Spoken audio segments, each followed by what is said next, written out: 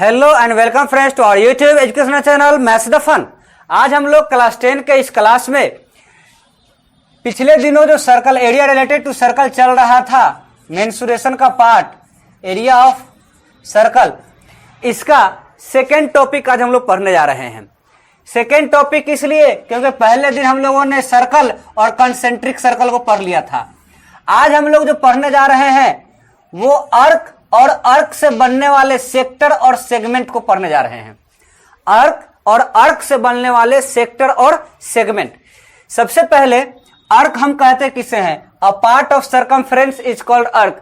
किसी भी सर्कल के सर्कमफ्रेंस का एक पार्ट होता है, उसे हम आर्क कहते हैं। अगर आर्क का लेंथ हमको मालूम करना हो, आर्क का लेंथ मालूम करना हो, तो इसका सर्कमफ्रेंस और आर्क का रेशियो ठीक वही रेशियो है जो इसके सेंट्रल एंगल और सेंटर पे बने हुए एंगल का होता है।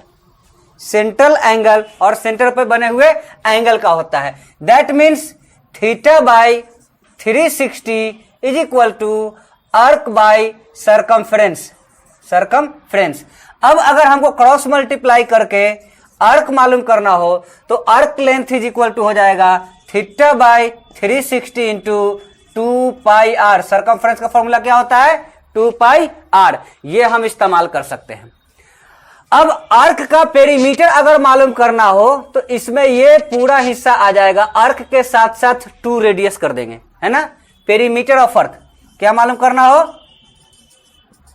पेरीमीटर ऑफ आर्क मालूम करना हो तो यह हो जाएगा 2r plus theta by 360 2 pi R. यह फॉर्मूला हो जाएगा हमारा किसके लिए? पेरीमीटर ऑफ आर्क के लिए। क्लियर। अब इस आर्क का जिस तरह से हमने आपको आर्क मेजर निकालना सिखाया, ठीक वैसे ही इस आर्क का एरिया, किसका?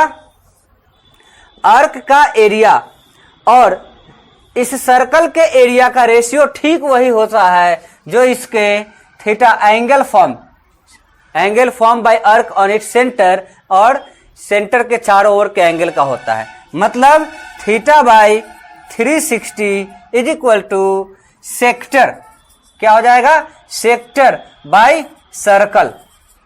सेक्टर को हम ऐसे भी डिफाइन करते हैं, the area enclose by arc and 2 radii. 2 radius और आर्क के बीच के घिरे हुए जगह को हम क्या कहते हैं? सेक्टर कहते हैं। अब इस तरह से अगर हमको सेक्टर का एरिया निकालना हो तो यह हो जाएगा थीटा बाई 360। सर्कल का एरिया क्या होता है? पाई r square.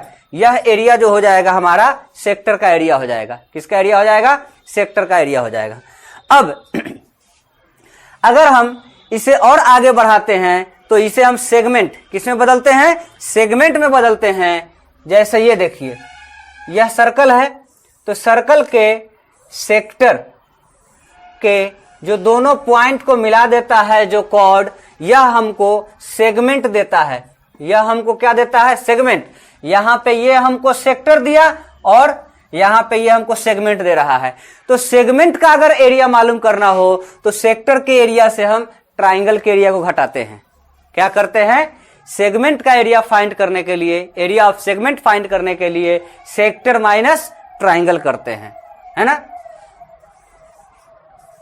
Area of segment is equal to sector minus triangle area. Clear. अब इस ट्राइंगल एरिया के लिए मेनली 3 केस होते हैं, जिसमें से एक केस इस साल एग्जामिनेशन में पूछा नहीं जाएगा। 120 डिग्री का वो एक्सक्लूडेड पार्ट है, उसे हटा दिया गया है। बट 90, 60 और 180, 120 हम दोनों आपको बताएंगे। क्लियर। एरिया ऑफ सेक्टर के लिए, सेक्टर का एरिया आपको मालूम है, एरिया ऑफ ट्राइंगल का फॉर्मूला उसमें पुट करना है। तो यहां पे फॉर 90 डिग्री, अगर हमको 90 डिग्री के लिए मालूम करना हो तो 90 डिग्री पे जो हमारा आर्क बनता है, ये देखिए ये 90 डिग्री बन रहा है, तो 90 डिग्री पे यह b इंटू एच, इसको हम ले सकते हैं। क्या ले सकते हैं? b into H. यहां पे बेस और रेडियस दोनों हमारा, बेस और अल्टीट्यूड दोनों हमारा रेडियस हो जाएगा। क्या हो जाएगा? दोनों रेडियस हो जाएगा। तो हम यहां पे फॉर 90 डिग्री हम फॉर्मूला क्या बनाएंगे? Area of sector, area of segment, area of segment is equal to sector 90/360 या θ/360, θ/360 pi r square minus 1/2 into b into h r into r, that means r square. Clear? ये किसके लिए हो गया? 90 degree के लिए हो गया। अब इसी पे हम फॉर 60 डिग्री में कौन सा ट्राइंगल बनता है? इक्विलेटरल ट्राइंगल बनता है। 60 डिग्री में कौन सा ट्राइंगल बनता है? इक्विलेटरल ट्राइंगल बनता है। इक्विलेटरल ट्राइंगल का एरिया हम लोग जानते हैं √3/4a² होता है, जहां a जो है रेडियस है। a क्या हो जाएगा? तीनों का रेडियस हो जाएगा, तीनों बराबर साइड क्या हो जाएगा? रेडियस। फॉर 60 डिग्री एरिया क्या हो जाएगा? Area is equal to area of segment θ/360 pi r square minus √3/4a²। √3/4a के जगह पे r हो जाएगा, क्योंकि इसका साइड जो हो जाएगा वो रेडियस के बराबर हो जाएगा, तो वह √3/4r² हम लिख सकते हैं। अब हम 120 डिग्री की बात करते हैं। किसकी बात करते हैं? 120 डिग्री की बात करते हैं। इसको हम थोड़ा ब्रीफली समझेंगे, भले ही हमारे पार्ट ई में ना हो, सिलेबस में ना हो, लेकिन इसको समझना जरूरी है। कंपटीशन एग्जाम में इसे काम ले सकते हैं हम। यह जब हम 120 डिग्री का इस पर हम अर्क बनाएंगे तो यह 120 डिग्री जो हो जाएगा हमारा, अगर इस पे एल्टीट्यूड लेंगे तो ये 60 और ये 60 हो जाएगा, 120 हो गया। ये हमारा 30 डिग्री आएगा और ये भी हमारा 30 डिग्री आ जाएगा। इसे अगर हम आर लेते हैं, कितना लेते हैं? आर लेते हैं, तो इसकी मदद से ये हम निकाल सकते हैं और ये निकाल सकते हैं, दोनों निकाल सकते हैं। अगर हम ओ, ए, बी और एम यहां पे नाम दे दिया, हमको अगर ए एम निकालना हो, क्या निकालना हो? A M by A O is equal to B by H, क्या होता है? Cos 30 degree. Cos 30 degree, cos 30 का वैल्यू कितना होता है? कॉस 30 का वैल्यू हो जाएगा √3/2, है ना? √3/2 यहां पे डाल देंगे, तो A M by R is equal to √3/2 या A M is equal to √3/2r, है ना? ए एम कितना हो गया? √3/2r हो जाएगा। अब अगर हमें 2am मतलब A B is equal to 2am is equal to 2 into √3/2r cut करके कितना आ जाएगा? √3r हो जाएगा हमारा। कौन हो जाएगा हमारा? यहां से यहां तक ए बी कितना हो गया? √3r हो गया। क्लियर? अब हम एओ को निकालते हैं, ओएम को निकालते हैं। किसको निकालते हैं? OM by AO is equal to P/H sine 30 degree हो जाएगा। साइन 30 डिग्री का यहां वैल्यू डालेंगे, OM by AO is equal to R और दैट इज 1/2। साइन 30 का वैल्यू कितना होता है? 1/2। अब ये हो जाएगा 1/2, क्रॉस मल्टीप्लाई करेंगे तो OM is equal to 1/2R आ जाएगा। कितना आ जाएगा? 1/2R। जब ये हमारा 1/2R हो जाता है तो 1/2 इंटू बी इंटू एच करके इसका एरिया निकाल सकते हैं, है ना? क्लियर? तो अब हम इसे area for,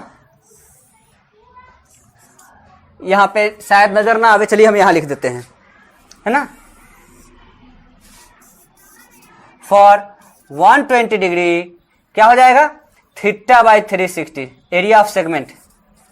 area of segment is equal to, यही formula θ/360 pi r square, arc sector तो वही रहेगा, θ/360 pi r square minus 1/2 into b into h होता है, तो 1/2 इंटू बेस के जगह पे √3r इंटू 1/2r।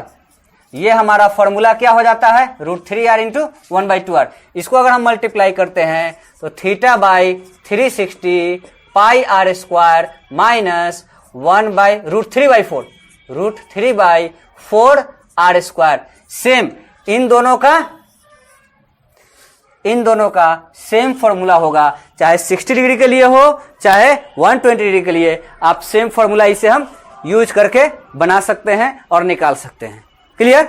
इस तरह से आप लोग एक्सरसाइज 12.2 को बनाइए एनसीईआरटी बुक से, और साइड बुक से भी जिससे बना सकते हैं उससे बनाइए। तब तक के लिए वीडियो को लाइक जरूर कीजिए, दोस्तों के साथ शेयर कीजिए ताकि वो लोग भी चैनल को सब्सक्राइब कर सके। आप तो कर ही चुके हैं, और ज्यादा से ज्यादा फायदा उठा सके, टाइम टू टाइम उनको नोटिफिकेशन मिलता रहे। जब तक सब्सक्राइब नहीं करेंगे टाइम टू टाइम नोटिफिकेशन नहीं मिलेगा, और ज्यादा से ज्यादा बच्चे इससे फायदा उठा सकें, इसलिए ज्यादा से ज्यादा शेयर करें। Thank you very much.